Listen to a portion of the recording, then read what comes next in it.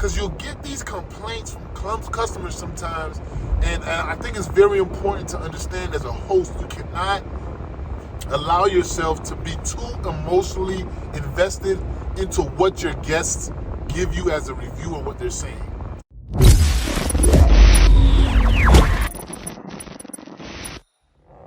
What's up, YouTube? It's your boy Kev B, and I want to welcome you to the TURO Business Reviews.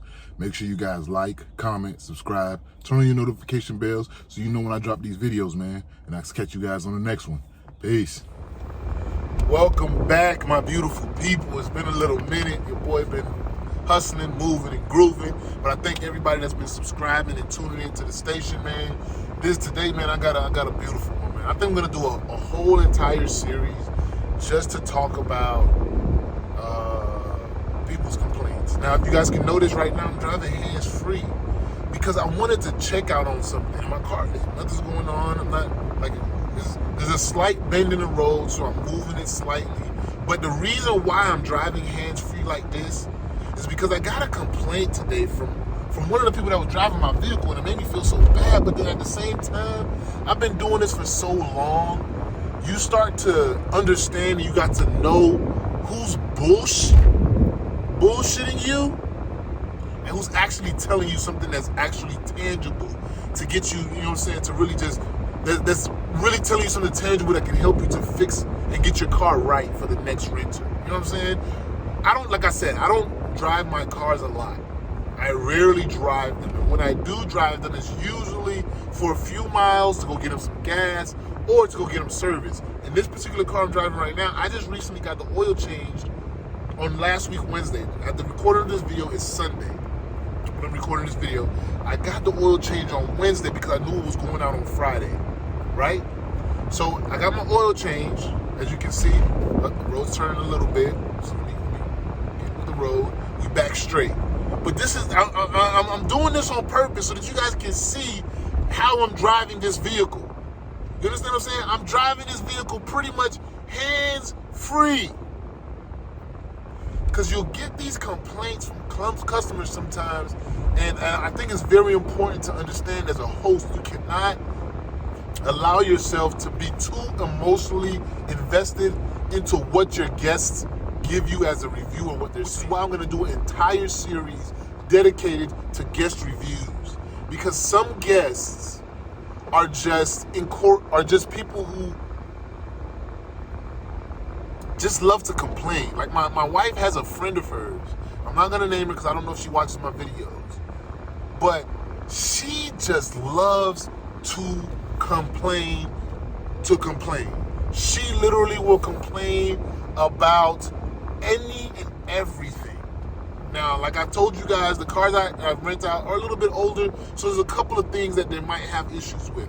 But without further, let me just tell you about what this person told me. So they had the vehicle booked, I think, for about, I don't know, I want to say about a week or so.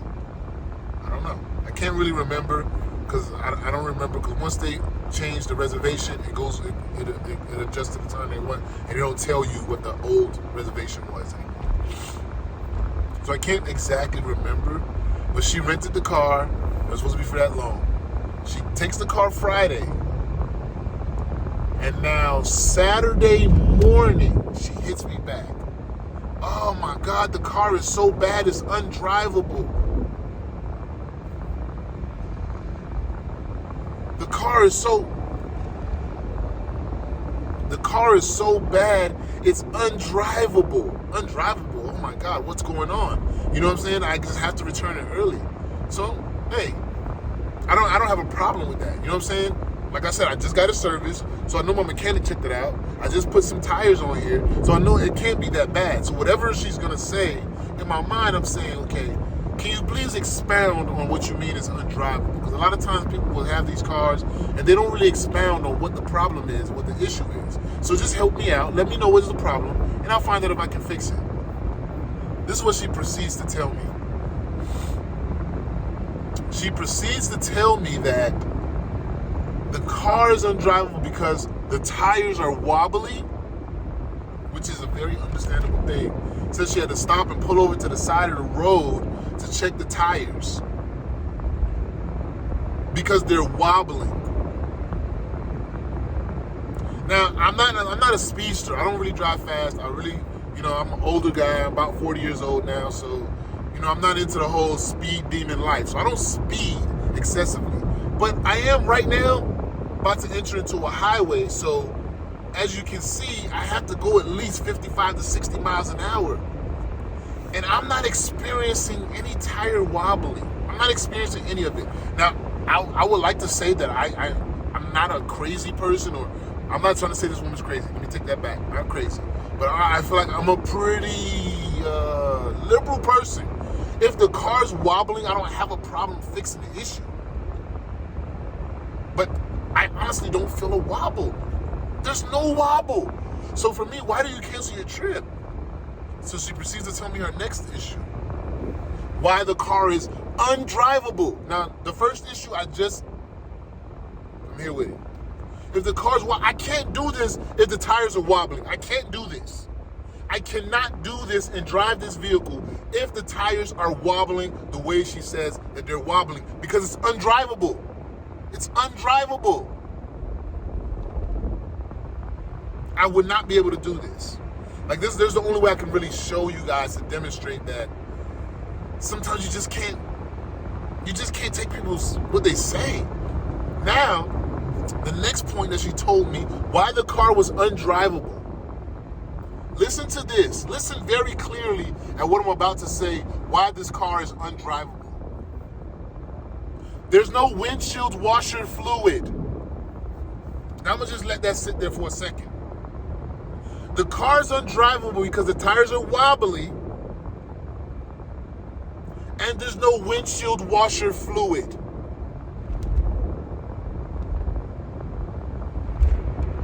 She had to stop multiple times because there's no windshield washer fluid.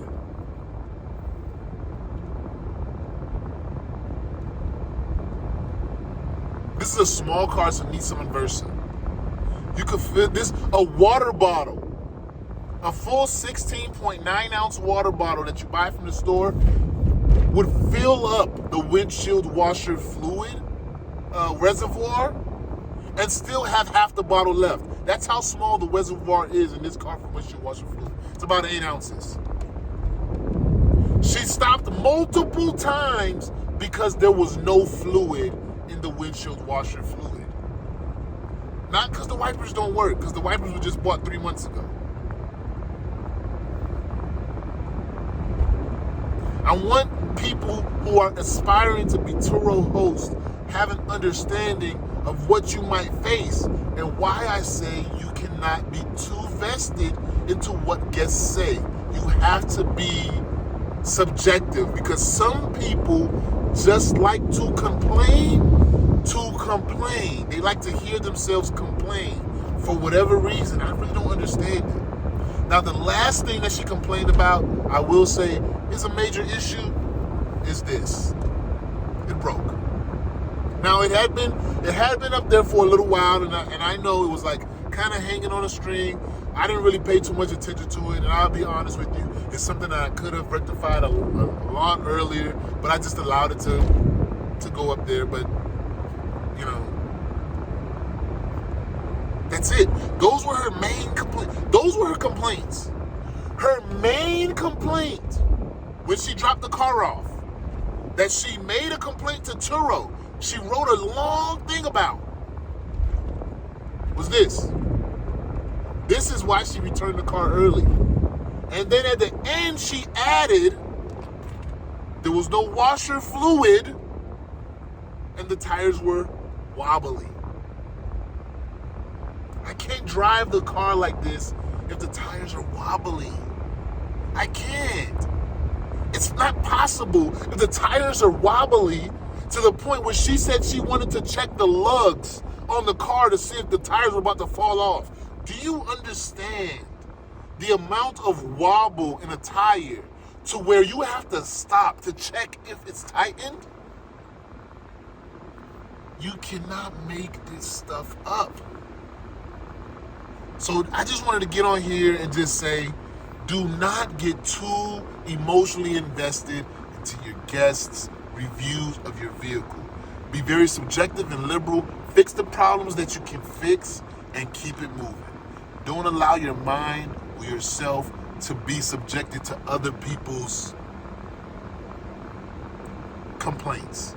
You know, be understanding, fix what you can fix, make the car as safe as humanly possible, put it on the road, and make your money.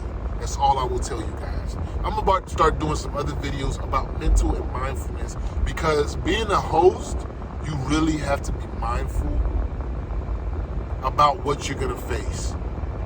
And I think why some people are not successful is because they don't really understand the risks that come with being a TURO host, and not only the risks, but the mental juggling that has to come with it. Because I'm a person, I like to perform and give my best effort all the time. So when somebody comes with me, I'm very, I want to know how I can improve and how I could do better, because I take things very personal sometimes. But this has taught me you can't take things too personal. You can't take yourself too seriously. You just have to do what you can and move on. That's all I'm doing with this. So hopefully I help somebody else out there who might have unruly guests or people who just love to complain for no apparent reason. I really don't understand why, but hey, the car's back. It's going back out tonight because there's nothing wrong with the car. There's nothing wrong with it. But other than this visor, so hey, I'm gonna get that done. I'll order a new one and I'll get that done with no problem. But other than that, man, I want to thank you guys all for tuning in. Make sure you like, comment, share, and subscribe to your boy's channel.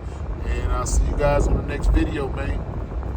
Peace. As long as you believe you can't make it, you won't make it. If you believe that you can do it, you will do it.